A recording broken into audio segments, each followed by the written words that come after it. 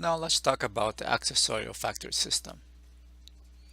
All animals secrete or excrete complex chemical signatures into the external environment in the form of sweat, tears, feces, urine, etc., or scent marks from specialized glands.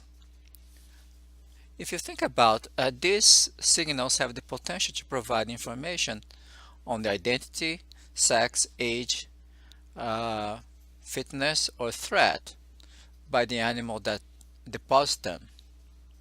So many species have evolved to use of this for inter-individual communication. And one of the sensory subsystems that detects such chemicals in many animals is the accessorial olfactory system, and the vomeronasal organ being the entry point for this system.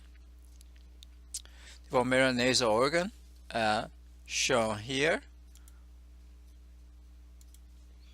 is thought to respond to these chemicals that we call pheromones.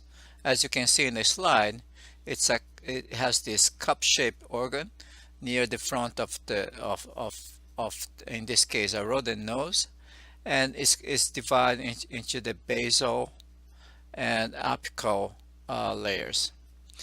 And the microvilli of these vomeronasal organ neurons face the lumen.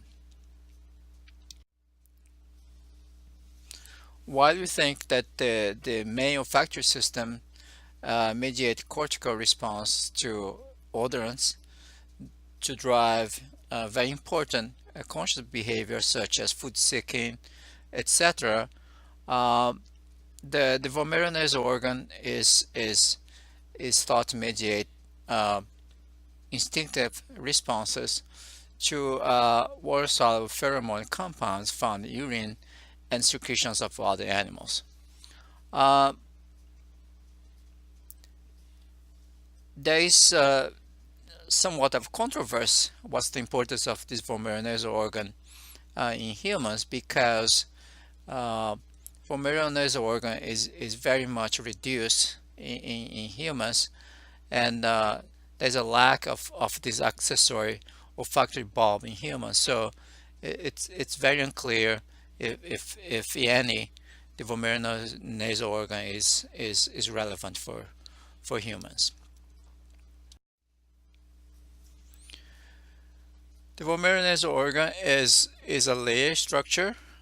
It has two layers, one containing what we call V1 receptor encoded by about 180 genes, and these receptors couple to G proteins G alpha 2, while another layer express these V2 receptors that has this long amino terminus, and they couple to GO type of G proteins.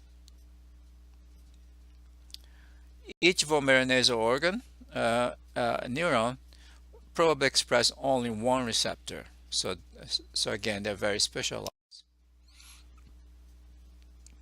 The signal transduction pathway that couples the vomeronasal organ receptors V1R and V2R, defining factor is the trip channel 2 or TRPC2 channel, which is permeable to both sodium and calcium.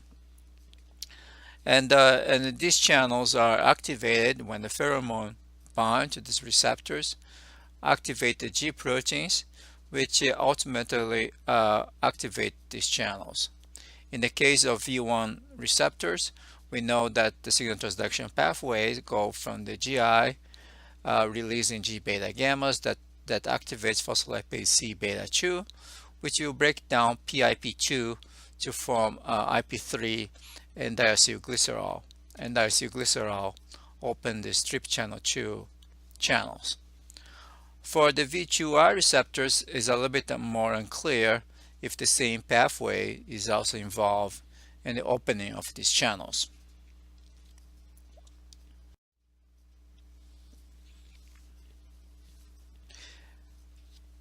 recording from these vomeronasal organ neurons shows that many of these neurons respond to urine type compounds.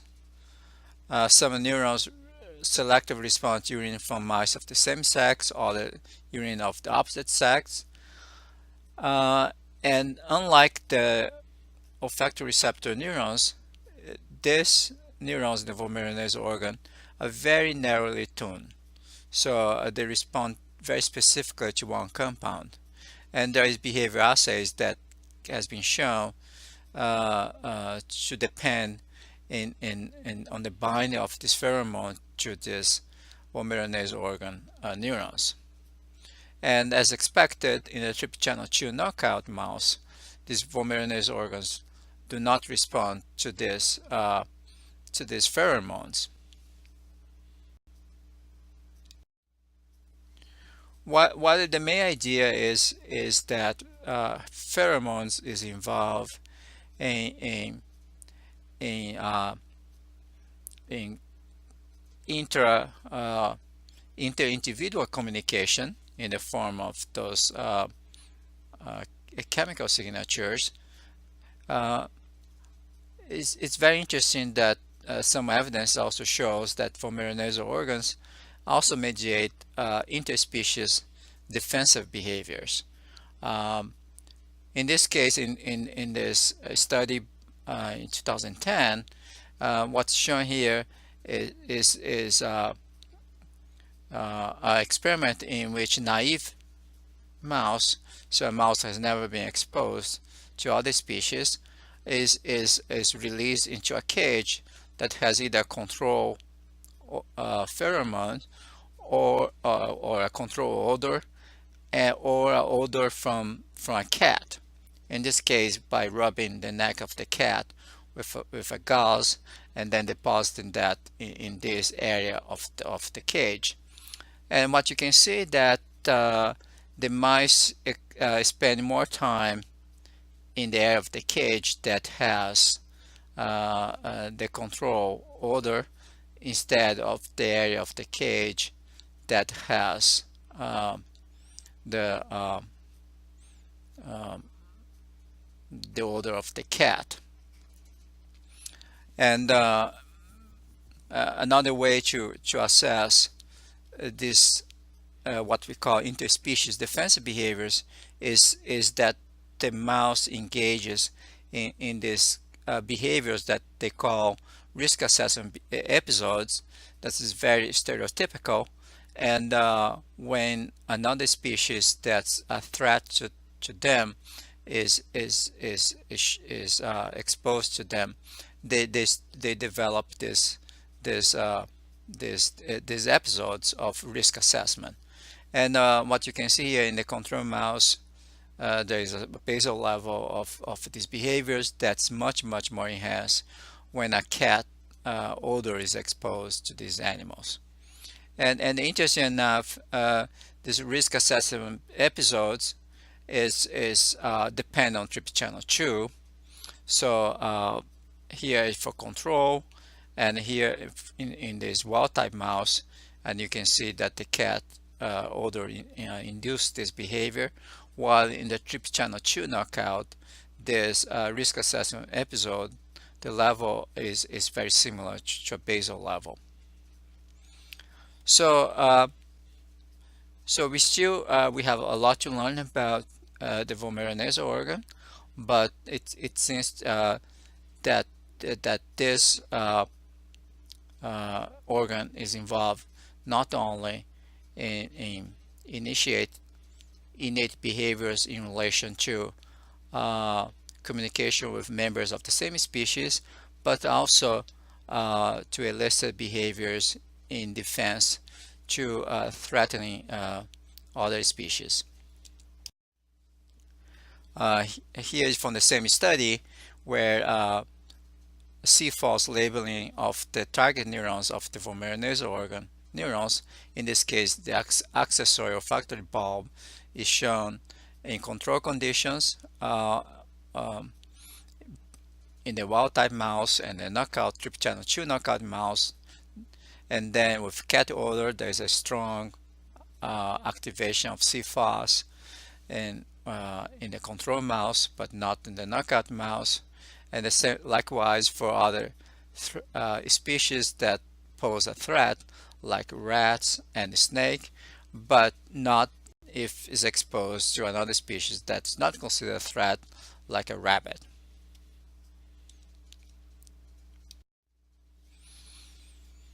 Now let's switch gears to my favorite sense here, which is the sense of taste. So this very interesting sensory modality allows us to sense compounds uh, that we cannot smell, and these compounds are usually associated with food. And we think about taste in terms of five different modalities in this case: sweet, salty, umami, bitter, and sour. Now, in contrary to what you find in the old textbooks, these different taste modalities are not spatially segregated in the tongue. So the sense of bitter, the salt, sweet, umami, and sour is localized to similar uh, areas of the tongue, and the cells that are involved in detecting uh, this uh, this these tastes are these non-neuronal cells that we call taste cells, and these cells are clustered in these taste buds, and like the olfactory receptor neurons, they are short-lived, um, recycle every few days, and like olfactory receptor neurons again, they have this polarized structure with apical end, in this case this microvilli, in which is the size of the sensory transduction.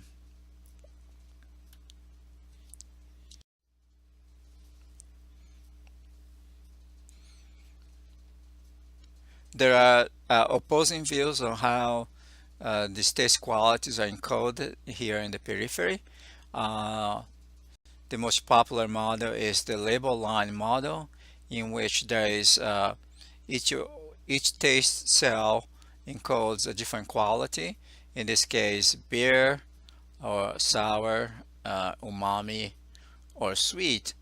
And this information conveyed by the cells remains segregated in this uh, in these axons. That and then on the other hand, uh, other models propose that each a taste receptor cell is able to detect many different qualities of gustation. In this case, all five types of qualities. And here in this case, likewise, uh, if each axon or each nerve innervate many cells, again you have not a label line type of sensory signal, but there is a mixing up of the qualities that's sent to the brain.